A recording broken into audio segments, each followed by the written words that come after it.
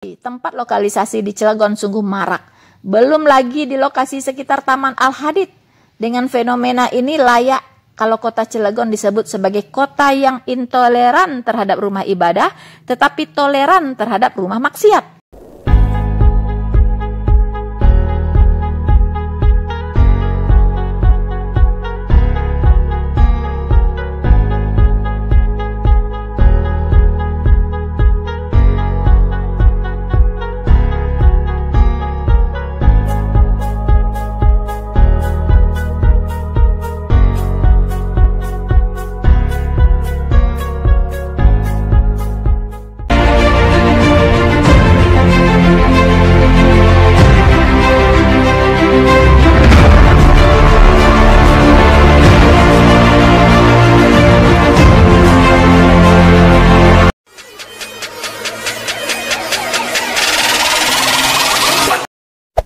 Hey there.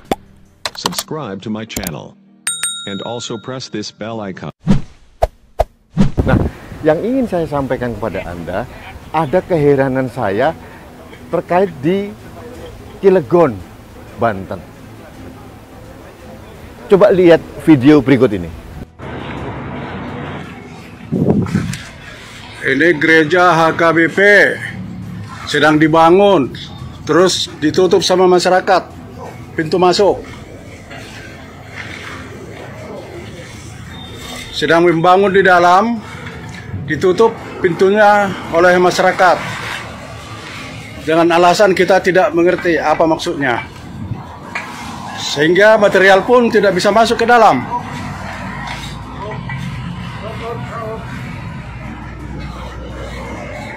Ini sedang bekerja, kita tidak tahu siapa yang menyuruh,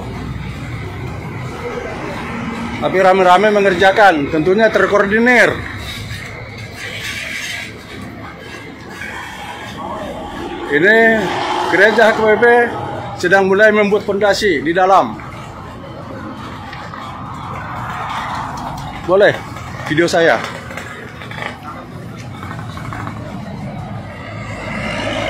Kondisi sekarang di lokasi gereja HKBP, banyak masyarakat yang kumpul.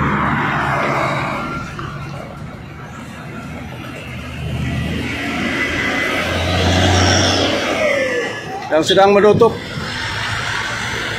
pembangunan rumah ibadah. Pekerjaan pintu sedang ditutup oleh masyarakat.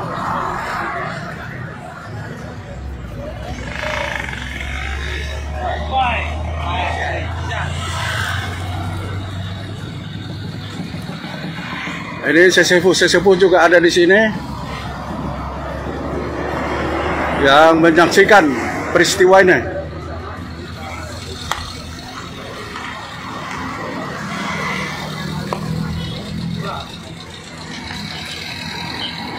Banyak sesepuh di sini yang menyaksikan peristiwa ini.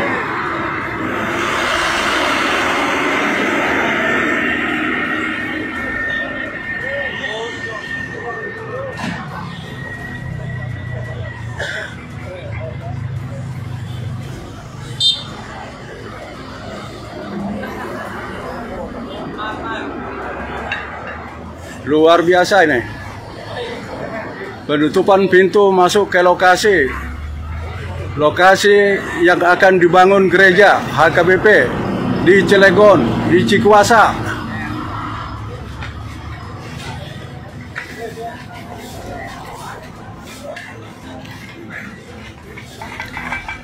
Ini lokasinya. Nah, kalau kita lihat video tadi, betapa tololnya orang-orang itu. Pembangunan gereja yang sudah mendapatkan izin, pintu gerbangnya ditutup oleh warga, sehingga akses material dari pembangunan gereja itu tidak masuk. Dan seperti biasa, orang-orang Cilegon sangat intoleran, alergi kalau ada gereja di wilayahnya. Dan ini menurut saya tidak habis pikir. Ini Indonesia, Bung. Cilegon bukan negara tersendiri, harus patuh pada aturan dalam konstitusi kita. Semua agama di Indonesia mempunyai hak untuk mendirikan rumah ibadah. Dan menurut saya salah satu biang keladi yang belum diselesaikan adalah SKB 2 Menteri tadi. SKB 2 Menteri ternyata bukan solusi bagi teman-teman minoritas yang akan mendirikan rumah ibadah. Justru menghambat. Kita bertemu dengan kelompok-kelompok orang yang sangat intoleran, yang sangat alergi dengan pembangunan rumah ibadah agama lain. Bagi saya ini tidak masuk akal. Jadi saya mohon kepada pemerintah untuk turun tangan, ya, jangan dibiarkan, karena ini menjadi legacy yang buruk di pemerintahan Presiden Jokowi. Ada kegiatan penolakan pembangunan gereja dan ini berulang dan berulang lagi di mana-mana. Ini citra buruk bagi Indonesia. Barusan saja di Bali ada perhelatan G20. Kita dilulukan di masyarakat dunia. Keindahan Bali, keindahan panorama Bali, keramat taman orang Bali itu merupakan suatu hal yang perlu kita contoh. Seperti saya sekarang pakai pakaian kebiasaan masuk pura. Karena apa? Saya menghormati kebiasaan dan adat di pura itu. Apakah saya yang beragama Islam lalu berubah akidah saya? Tidak. Saya tetap Islam. Saya tidak akan berubah akidah saya. Saya hanya sekedar menghormati kebiasaan, adat, tata cara, etika dalam masuk pada rumah ibadah agama yang lain. Mbok ya, pemikiran seperti ini dimiliki oleh teman-teman saya di Cilegon. Jangan memaknai agama secara sempit. Indonesia ini adalah negeri yang indah, penuh dengan keberagaman, penuh dengan keindahan, dan ini adalah takdir sejarah buat Indonesia. Harus kita jaga. Sekali lagi saya katakan, semua warga Indonesia mempunyai hak untuk mendirikan rumah ibadah dimanapun di bumi Indonesia, sama, tidak boleh ada diskriminasi. Dan pemerintah harus turun tangan, turut campur, Menteri Agama, kalau perlu Pak Presiden, jangan biarkan pelarangan pembangunan gereja atau rumah ibadah apapun di negeri ini tetap berlangsung dan berlangsung. Saya akan suarakan, saya akan jaga terus. Untuk apa? Untuk menjaga Indonesia. Hey there. Subscribe to my channel. And also press this bell icon. Reportasebanten.co.id menuliskan bahwa Huria Kristen Batak Protestan atau HKBP Maranatha Cilegon bersikeras memang untuk mendirikan gereja di kota Cilegon berdasarkan undang-undang dan peraturan yang berlaku. Hal ini disampaikan Ketua Panitia Pembangunan Gereja HKBP Maranatha Cilegon, Jemister Manulang, yang dihubungi Reportase Banten di awal pekan ini. HKBP Maranatha Cilegon itu tidak pernah ngotot. Kami meminta izin mendirikan rumah ibadah sesuai dengan yang diatur di dalam undang-undang dan peraturan yang berlaku. Perlu diketahui, setiap warga negara Indonesia berhak mendapatkan perlakuan yang sama. Kami tidak pernah ngotot, kami patuh kepada hukum, tegasnya. Menurut Manulang, alasan HKBP Maranatha Cilegon meminta izin didirikannya gereja adalah A. Kebutuhan pokok dan hak sebagai warga negara RI. B. Jemaat HKBP di Cilegon per 31 Desember 2021 itu sudah mencapai 3.903 jiwa, di mana selama ini masih menumpang beribadah di gedung gereja HKBP Serang. Sementara jemaat HKBP Serang sendiri sudah tidak tertampung lagi beribadah di gereja tersebut. C. Jarak yang harus ditempuh jemaat yang terjauh dari Salira ke gereja HKBP Serang kira-kira 50 km. Bagi jemaat kami itu sangat memberatkan karena belum semua jemaat yang memiliki kendaraan yang memadai sebagai alat transportasi. D. Adanya kesepakatan pimpinan HKBP dengan Wali Kota Cilegon pada tanggal 27 Agustus 2004 saat Wali Kota meminta tukar guling tanah antara HKBP dengan PT Nusaraya Putra Mandiri. Salah satu yang disepakati oleh Pemkot Cilegon, yaitu di lokasi pengganti tukar guling tanah dapat dibangun rumah ibadah. Jadi teman-teman ya, ini sudah disepakati ya pada tahun 2004 teman-teman. Ya, jadi ini adalah Pelaksanaannya dan wali kota Cilegon yang sekarang justru mendukung penolakan pembangunan dari gereja tersebut. Nah, ini seperti apa ini? Ya. Tapi kita tahulah teman-teman, kalau wali kota ya berasal dari partai yang Papa KS itu, ya, itu selalu anti sekali dengan kekristenan ya, dan selalu saja menggunakan kekuasaannya untuk membumi hanguskan kekristenan. Salah satunya dengan mempersulit pendirian gereja, bahkan tidak memberikan izin. Selanjutnya, jemaat HKBP sebagai warga Cilegon meminta kepada wali kota Cilegon bersikap adil dalam pelayanan terhadap masyarakat tanpa harus membedakan satu dengan yang lain, ujarnya. Betul teman-teman ya.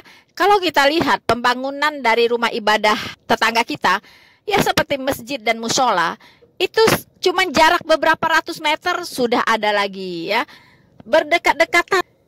Ini sungguh-sungguh tidak adil begitu. Musola di mana-mana, masjid di mana-mana, ya kan? Cuman jarak berapa puluh meter doang gitu. Bangun lagi yang besar, yang megah. Untuk apa gitu? Ya kan, sementara rumah ibadah untuk penganut agama yang lain itu dipersulit. Dipersulit. Ini maksudnya apa begitu? Ya, apakah negara ini milikmu sendiri atau bagaimana begitu? Tapi kalau sudah pusing-pusing, ya orang-orang Kristen dan minoritas ini, kita belah dua aja Indonesia ini. Ya, Indonesia ini dibagi dua saja. Begitu, ya. Ada negara Islam, khilafah, dan nanti ada lagi negara Kristen dan agama lainnya. Ya, karena kalau Kristen pasti akan memberikan tempat untuk agama-agama yang lain, kecuali Islam. Silakan ya, ini menjadi masukan dari kami, kelompok minoritas. Silahkan dijadikan bahan untuk diskusi di DPR RI sana. Ya, bagaimana kalau negara ini kita bagi dua? Ya, kita bagi dua saja. Jadi biar nggak pusing-pusing begitu ya. Biar nggak pusing-pusing lagi untuk mencari keadilan. Udah pusing-pusing amat begitu. Ya, sudah mau kiamat ini masih mencari keadilan hanya untuk beribadah saja sulit di negara ini. Untuk apa begitu? Iya kan? Kalian di DPR RI, pemerintah dan sebagainya hanya bisa membuat undang-undang, ya. Ini sudah ada lagi KUHP yang baru yang mengatur kehidupan umat beragama. Ayo ini buktikan di sini. Buktikan penerapannya di sini. Dengan kasus gereja Maranatha yang di Cilegon ini, buktikan. Apakah kalian cuma bisa membuat tapi tidak bisa menerapkan? Saudara-saudaraku yang terkasih di dalam Tuhan, memang kita bisa dibuat marah juga ya. Ya, tapi kita marah tidak perlu pakai senjata ya kan? Cukup memberikan pemahaman, membuka otak dan pikiran mereka supaya lebih waras. Undang-Undang Dasar 1945, stratanya itu yang paling tinggi. Paling tinggi, tidak boleh ada peraturan yang melangkahi Undang-Undang Dasar 1945. Ya, khususnya memberikan kemerdekaan, menjamin kemerdekaan. Ya, bagi setiap penduduk untuk memeluk agama dan beribadah sesuai dengan agama dan keyakinannya. Ini adalah payung hukum bagi kehidupan umat beragama di Indonesia. Perda-perda, peraturan daerah itu harus tunduk kepada Undang-Undang Dasar 1945. KUHP harus tunduk kepada Undang-Undang Dasar 1945. Tidak boleh Anda tabrak Undang-Undang Dasar 1945 itu. Perda-perda mohon dievaluasi kembali. Perda-perda yang melangkahi Undang-Undang Dasar 1945 harus dihapus. Harus dihapuskan semuanya. Hey there. Subscribe to my channel. And also press this bell icon. Saudara-saudaraku yang terkasih di dalam Tuhan, kita tahu bahwa KUHP yang baru yang sudah disahkan, khususnya yang mengatur kehidupan umat beragama di Indonesia, itu sudah diatur di pasal 300, ya khususnya di 304, itu di sana sudah diatur, ya bahwa tidak boleh lagi melarang orang untuk membangun rumah ibadah, tidak boleh lagi mengganggu orang beribadah, tidak boleh lagi melakukan persekusi, tidak boleh lagi melakukan kriminalisasi terhadap umat-umat agama lain. Tapi penerapannya seperti apa teman-teman? Saya sudah katakan, omong kosong semua itu jika SKB 3 Menteri tidak dicabut. Tidak dicabut. Omong kosong. Buktinya mereka masih mendasarkan penganiayaan mereka kepada jemaat Allah, kepada gereja, itu karena SKB 3 Menteri. Dan mereka masa bodoh dengan RU yang sudah diundang-undangkan, teman-teman. Jadi, saudara-saudaraku yang terkasih di dalam Tuhan, itulah sebab teman-teman, peristiwa yang sama terulang kembali. Terjadi lagi, dan terjadi lagi. SKB 3 Menteri tidak dicabut. Tapi saudara-saudaraku yang terkasih di dalam Tuhan, tentang itu semua, Tuhan Yesus sudah mengingatkan kepada kita. Bahwa memang, karena kita bukan dari dunia ini, bahwa kita murid-murid Yesus, anak-anak Tuhan, itu akan dibenci oleh dunia. Ya, dunia milik iblis, sementara kita adalah milik Allah. Dan Tuhan Yesus berkata bahwa dunia akan membenci murid-murid Yesus. Ini jelas tertulis di Yohanes 15. Perikopnya adalah dunia membenci Yesus dan murid-muridnya. Dan ini memang kita lihat dengan mata kepala sendiri dan kita rasakan sendiri di negara ini, teman-teman. Ya, tidak pernah berhenti-berhentinya umat-umat Kristen dipersekusi, dianiaya dengan berbagai cara, mulai dari cara yang kasar sampai kepada cara yang halus. Dan seolah-olah kekristenan akan disingkirkan, hendak disingkirkan dari Indonesia ini, teman-teman. Dan orang-orang yang berkuasa, para penegak hukum, pemerintah, tidak banyak berbuat apa-apa untuk menolong kita. Saudara-saudaraku yang terkasih di dalam Tuhan, memang pertolongan kita hanya datang dari Tuhan Yesus. Dan sekali Dia bertindak, ampun-ampun, teman-teman. Ya, baiklah, saya akan bacakan Yohanes 15 ayat 18 dan seterusnya. Dunia membenci Yesus dan murid-muridnya. Jikalau dunia membenci kamu, ingatlah bahwa ia telah lebih dahulu membenci aku daripada kamu. Sekiranya kamu dari dunia, tentulah dunia mengasihi kamu sebagai miliknya. Tetapi karena kamu bukan dari dunia, melainkan aku telah memilih kamu dari dunia, sebab itulah dunia membenci kamu. Ingatlah apa yang telah kukatakan kepadamu. Seorang hamba tidaklah lebih tinggi daripada tuannya. Jikalau mereka telah menganiaya aku, mereka juga akan menganiaya kamu. Jikalau mereka telah menuruti firman-Ku, mereka juga akan menuruti perkataanmu. Tetapi semuanya itu akan mereka lakukan terhadap kamu karena nama-Ku, sebab mereka tidak mengenal Dia yang telah mengutus aku. Sekiranya aku tidak datang dan tidak berkata-kata kepada mereka, mereka tentu tidak berdosa. Tetapi sekarang mereka tidak mempunyai dalih bagi dosa mereka. Barang siapa membenci aku, ia membenci juga Bapakku. Saudara-saudaraku yang terkasih di dalam Tuhan, kita milik Allah, sementara mereka adalah milik dunia.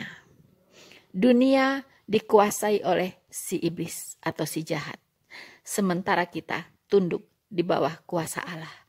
Itulah perbedaan. Gelap dengan terang akan selalu berbenturan, teman-teman. Tidak bisa bersatu. Gelap dengan terang tidak bisa bersatu. Saudara-saudaraku yang terkasih di dalam Tuhan, kita ingat sosok seorang Rasul Paulus. Sebelum dia bertobat mengikut Kristus, dia adalah penganiaya jemaat Allah.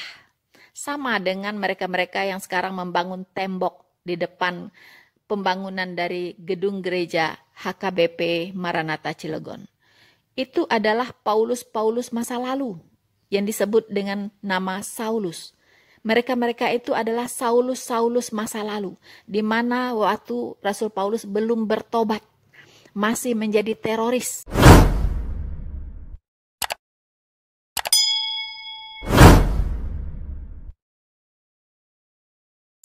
Mengapa saya katakan teroris? Karena menteror itu macam-macam caranya, teman-teman. Ya, ada yang melakukan bom bunuh diri. Itu juga teroris. Tapi teror dengan melakukan perbuatan-perbuatan yang menghalang-halangi orang beribadah, itu juga teroris. Meneror orang sehingga orang takut di sana membangun rumah ibadah. Ya, kalau ada yang mau dibangun diganggu, ada yang mau dibangun diganggu, ada rumah ibadah sudah berlangsung lama pun ditutup. Itu juga para teroris-teroris dalam bentuk lain, teman-teman. Teror itu artinya menakut-nakuti orang. Ya, jadi dari mulai mengganggu jemaat beribadah sampai kepada bom bunuh diri, itu semua perilaku teroris. Kita mengingatkan ini kepada masa lalunya Rasul Paulus, teman-teman. Jadi kalau umat muslim sekarang menghina-hina Rasul Paulus, memfitnah-fitnah Rasul Paulus, Anda adalah Paulus-Paulus masa lalu.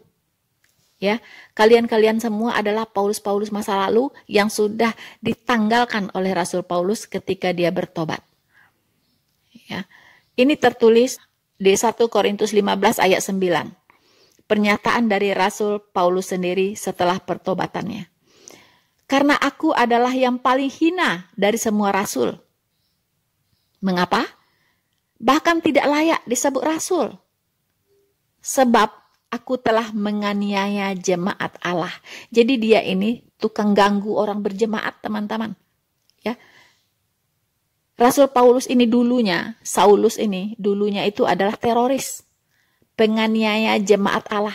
Orang mau pergi jemaat, dia cegat di jalan, dia bunuh. Atau dia gebukin, teman-teman. Ya, kalau ada orang berjemaat, dia bubarkan. Itulah dulu Saulus ini sebelum bertobat, ya, sebelum mengenal kebenaran. Tidak beda dengan mereka yang membangun tembok itu. Ya, yang membangun tembok itu, teman-teman. Ya, tidak bedanya dengan mereka yang memasang toa ketika orang beribadah. Sudah beribadahnya di tenda, dipasang pula toa, teman-teman. Jahatnya na'udzubillah, ya, menjalik. Nah, itulah Saulus-Saulus masa lalu. Roh Saulus masa lalu itu merasuki mereka sekarang, teman-teman. Saulus-Saulus modern, zaman now, ya, zaman now, teman-teman. Kemudian Galatia 1 ayat 13. Di situ Rasul Paulus juga berkata, sebab kamu telah mendengar tentang hidupku dahulu dalam agama Yahudi. Tanpa batas aku menganiaya jemaat Allah dan berusaha membinasakannya. Inilah, ya, roh-roh setan yang ada di Saulus waktu itu sekarang menghinggapi mereka-mereka yang suka menghalang-halangi orang-orang beribadah, menganiaya jemaat, menghalang-halangi pembangunan gereja, menutup gereja. Inilah dia, Saulus-Saulus zaman akhir, teman-teman. Jadi kita, umat-umat Tuhan, sudah tahu posisi kita ada di mana. Dan Tuhan Yesus sudah mengingatkan, memang murid-murid Yesus, orang-orang percaya, itu akan dibenci oleh dunia ini.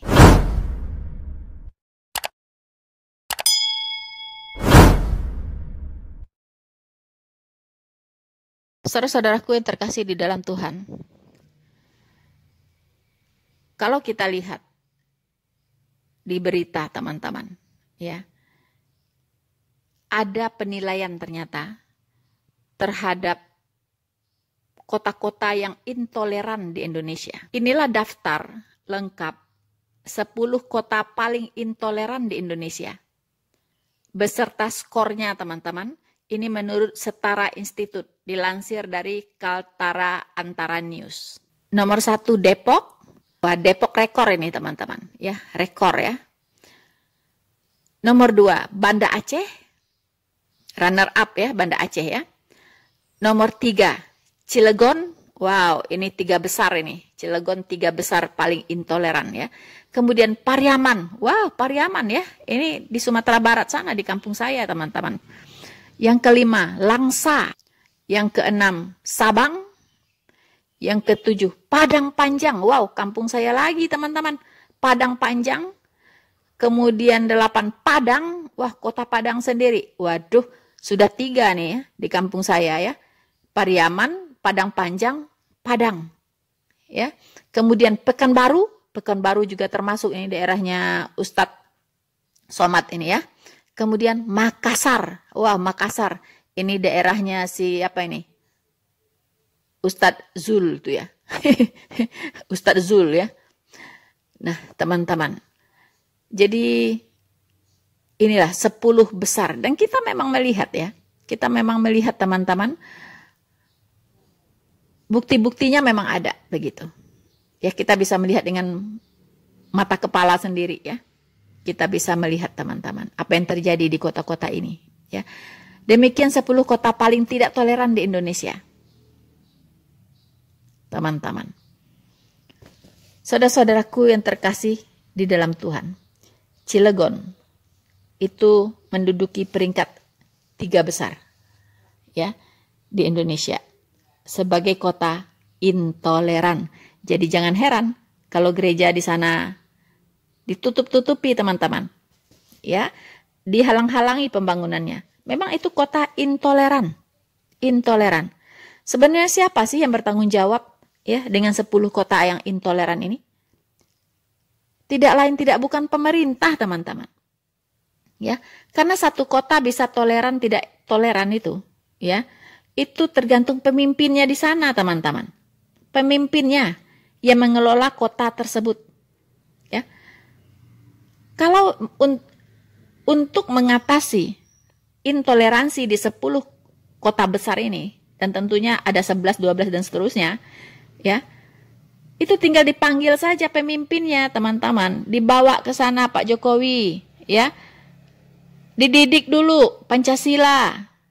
Ya kan? Dilihat ideologinya apa. Begitu. Ya, itu tugasnya dari pemerintah lah, ya, dari Menteri Dalam Negeri. Coba dievaluasi dulu pemimpin-pemimpin di daerah-daerah ini. Bagaimana itu? Mereka ideologinya seperti apa? Minta pertanggungjawaban kepada mereka. Mengapa kota Anda menjadi kota intoleran? Lihat kesalahannya di mana. Apakah ada perda-perda yang mereka buat yang bertentangan dengan Undang-Undang Dasar 1945? Kalau ada, hapus. Hapus. Karena daerah-daerah ini adalah terletak di dalam Negara Kesatuan Republik Indonesia. Jadi semua harus tunduk kepada undang-undang yang tertinggi, peraturan tertinggi, yaitu Undang-Undang Dasar 1945. Di mana di situ menjamin kebebasan umat beragama untuk beribadah, untuk memeluk agamanya sesuai dengan keyakinannya masing-masing. Menjamin setiap penduduk malahan. Ya, jadi tidak boleh melangkahi Undang-Undang Dasar 1945. Tidak boleh. Ya, jadi perda-perda yang mereka ciptakan untuk membumi hanguskan agama lain, khususnya kekristenan di daerah-daerah mereka ini, tolong dikaji ulang dan dihapus saja. Karena perda-perda inilah yang membuat sikap-sikap intoleran ini semakin tumbuh subur di negara ini.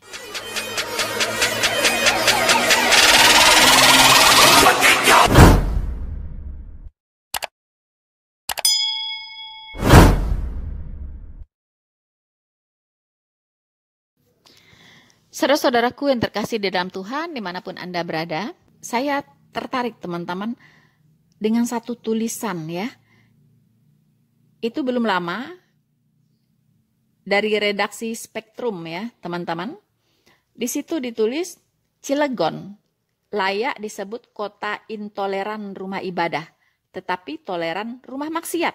Wow, apa ini maksudnya teman-teman? Apa maksudnya? Toleran terhadap rumah maksiat, tetapi tidak toleran terhadap rumah ibadah. Apa ini teman-teman? Ya, untuk maksiat oke, untuk beribadah no. Wow, ini setan apa ini? Ya, baiklah kita akan baca teman-teman ya.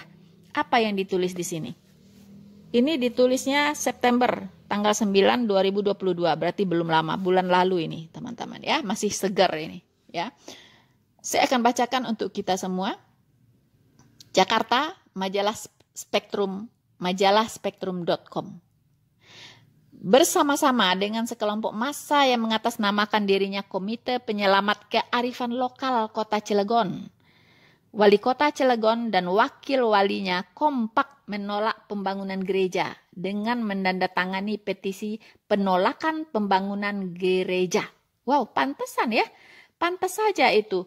Yang menolak pembangunan gereja, membangun tembok di depan pintu masuk pembangunan gereja AKBP Maranatha Cilegon seperti orang tidak berdosa, teman-teman. Nyantai ya. Karena mereka apa? Backingannya kuat ternyata ya.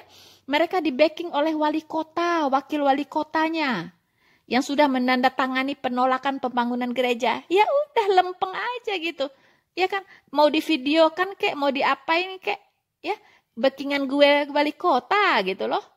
Wow, ini nih ya tugasnya Menteri Dalam Negeri ini untuk memanggil wali kota Cilegon ya dan diinterogasi. Mengapa Anda ini menjadi intoleran? Ya.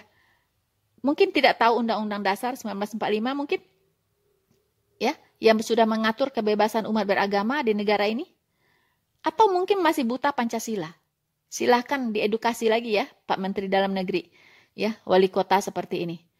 Kalau tidak salah ini wali kota dari itu ya. Papa punya kandang sapi? Wow, I don't know. Ya, sepertinya iya sih, saya dengar-dengar ya. Papa punya kandang sapi. Memang kalau papa punya kandang sapi ini memang rata-rata daerahnya intoleran, ya. Sama seperti di kampung saya juga sana ya. Susah teman-teman. Kita lanjut. Banyak pihak yang menyayangkan sikap kepala daerah tersebut. Padahal Kemenak telah memberikan arahan. MUI Cilegon pun ikut-ikutan dengan mengkoordinasi elemen masyarakat untuk menolak pendirian gereja di kota Cilegon. MUI Cilegon seolah memiliki otoritas sebagai pemerintah, padahal MUI hanyalah ormas. Nah itu dia, ya sudah nggak tahu lagi siapa atasan, siapa bawahan, siapa yang tunduk kepada siapa, siapa yang patuh kepada siapa, udah nggak jelas. Mereka punya dunianya sendiri teman-teman. Ya, MUI, wali kota, semua mereka dari kandang yang sama. Ya, dari kandang sapi yang sama teman-teman. Jangan heran, ini pun terjadi di kampung saya, begitu ya. Terjadi teman-teman, ya. Nah, faktanya banyak sekali tempat maksiat dan prostitusi di Cilegon. Bahkan ada pangkalan prostitusi PSK berada tepat di belakang Pemkot Cilegon. Wow, amazing, ya. Di belakang Pemkot Cilegon ada pangkalan prostitusi. Wow. Ya, kenapa tidak diganti saja, Pak? Di belakang Pemkot Cilegon ada gereja. Itu lebih mulia apa, Pak? Ya, itu lebih mulia kalau di belakang Pemkot Cilegon ada gereja.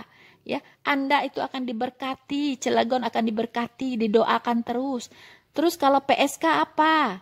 Ya, paling Anda diberi distribusi dari uang haram. Itu uang haram loh. Ya, hasil prostitusi itu uang haram loh. Ya, mau distribusinya sebesar apapun itu haram. Mendingan gereja, Pak, ya bayar pajak, ya kan halal dan didoakan tuh memuliakan Tuhan setiap hari di sana. Ya. Nah, saya lanjut. Terhadap realitas itu, tidaklah mungkin Pemkot Cilegon tidak tahu. Yes, betul. Ya, tidak mungkin Pemkot Cilegon tidak tahu akan keberadaan mereka. Dan sudah menjadi rahasia umum, hiburan malam dan prostitusi aman beroperasi. Pasti karena ada upeti yang disetor. Betul sekali ya. Upeti bos, upeti. Ya kan? Kalau Anda mau upeti yang lebih besar lagi dari gereja, ngomong aja gitu. Ya, nanti upetinya dikasih gereja lebih besar daripada yang diberikan oleh lokalisasi ini, pangkalan prostitusi ini.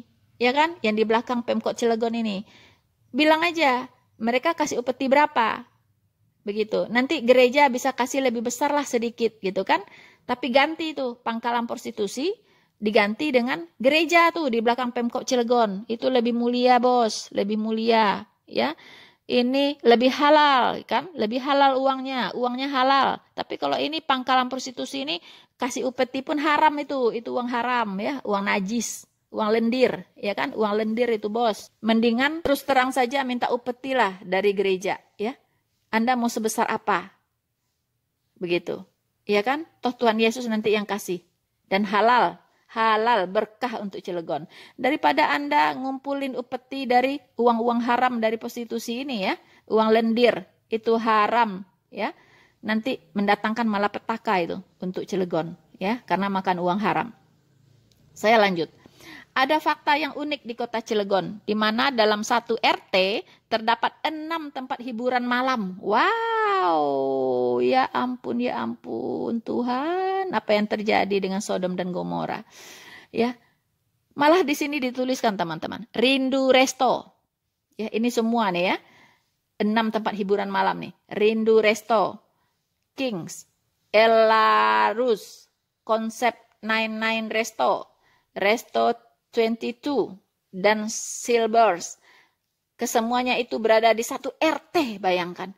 Wah, coba bangun gereja di satu RT banyak begini ya. Coba ini semua dirubah jadi tempat ibadah. Wow, betapa senangnya hati Tuhan ya.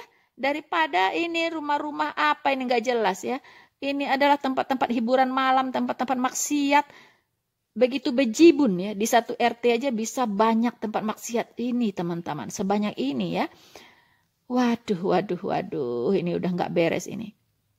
Kesemuanya itu berada di satu RT, yakni berada di Jalan Aat Rusli, kawasan PCI RT 05 RW 06, Kelurahan Kedaleman, Kecamatan Cibeber, Kota Cilegon. Bayangkan teman-teman.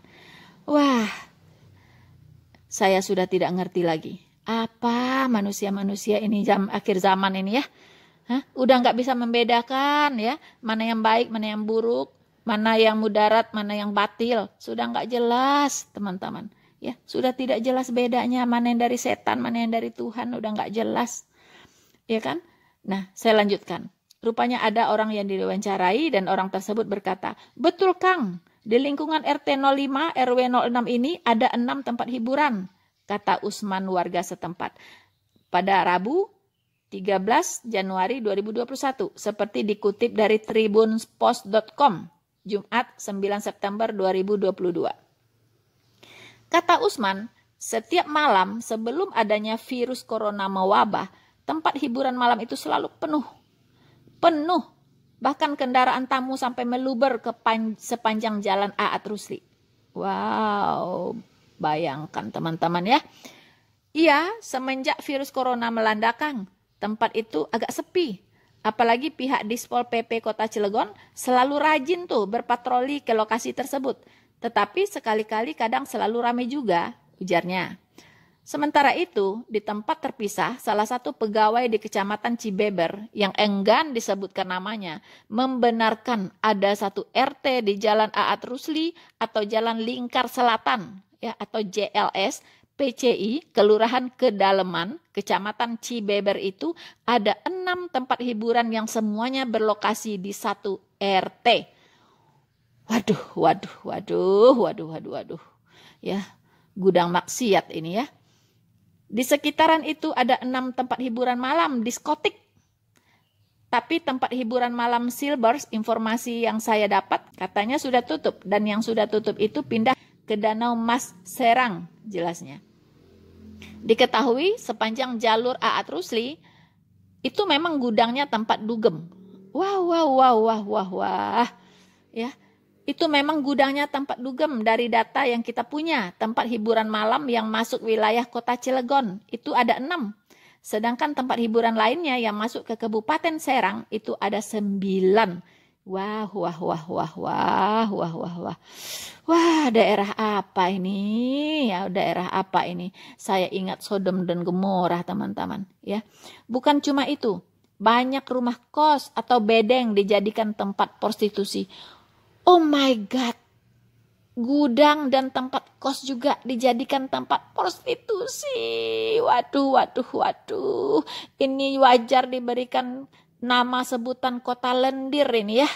Ya, kota lendir teman-teman. Ya, dilansir dari laman fakta panten.co, dalam penelusurannya menerima keterangan dari seorang warga bernama Ali yang mengatakan keberadaan bedeng jaksa yang berlokasi di kawasan Jombang Kali, Kelurahan Jombang Wetan, Kecamatan Jombang yang kerap dijadikan sarana prostitusi. Coba itu diungkap, bedeng jaksa di Jombang Kali, rel kereta lewat dikit. Masa dijadikan tempat pelacuran? Katanya di Cilegon, kota santri, kok bisa bebas begituan di bedeng? Biasanya ceweknya mangkal di simpang itu, jelas Ali. Waduh. Ternyata Pak Ali ini masih waras ya. Ya kan? Dia suruh diangkat ini, ya. Bahwa Bedeng dijadikan tempat pelacuran. Katanya ini kota santri. Santri opo ya? Santri opo, Jeng? Waduh. Saya lanjut. Dalam penelusuran fakta banten.co.id Selasa 1 Mei 2018 di dini hari dengan berpura-pura menjadi konsumen, hal tersebut dibenarkan oleh Lisa nama samaran, wanita tunasusila atau WTS yang biasa mangkal di kawasan belakang kantor Pemkot Cilegon. Menurutnya, konsumen atau pria hidung belang yang berkantong tipis, ia bersama rekan-rekan seprofesinya kerap mengajaknya ke Bedeng, jaksa, untuk melampiaskan nafsu syahwatnya. Lagi nyari apa, A? Ngamar yuk. Kalau banyak uang, ke hotel aja. Enak. Mahal sih, ke Bedeng aja ya, biar murah. 150.000 udah sama sewa kamar, kata WTS tersebut. Tempat lokalisasi di Cilegon sungguh marak. Belum lagi di lokasi sekitar Taman Al-Hadid. Rupanya WTS ini nggak ngeh ya kalau dia sedang disurvei, teman-teman. Dia ngajak ya wartawan ini untuk ngamar, teman-teman ya. Wow. Saya lanjut. Tempat lokalisasi di Cilegon sungguh marak. Belum lagi di lokasi sekitar Taman Al-Hadid. Dengan fenomena ini layak kalau kota Cilegon disebut sebagai kota yang intoleran terhadap rumah ibadah, tetapi toleran terhadap rumah maksiat. Mungkin itu sebabnya kota Cilegon disebut sebagai daerah paling intoleran terhadap kebebasan beragama se-Indonesia. Wow, teman-teman, ya. Ternyata lokalisasi di Cilegon sungguh marak, belum lagi di lokasi sekitar Taman Al-Hadid. Wah, Al-Hadid, teman-teman. Al-Hadid. Ya, dan di situ dipenuhi dengan lokalisasi. Wah. Inilah fakta ya dari yang namanya kota Cilegon. Fakta yang aneh tapi nyata. Tapi ini adalah realita yang ada di depan mata kita. Pembangunan gereja dihambat sedemikian rupa.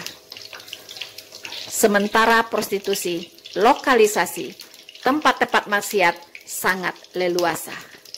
Bersama saya, Noverina Solihin, Tuhan Yesus memberkati kita semua. Maranatha.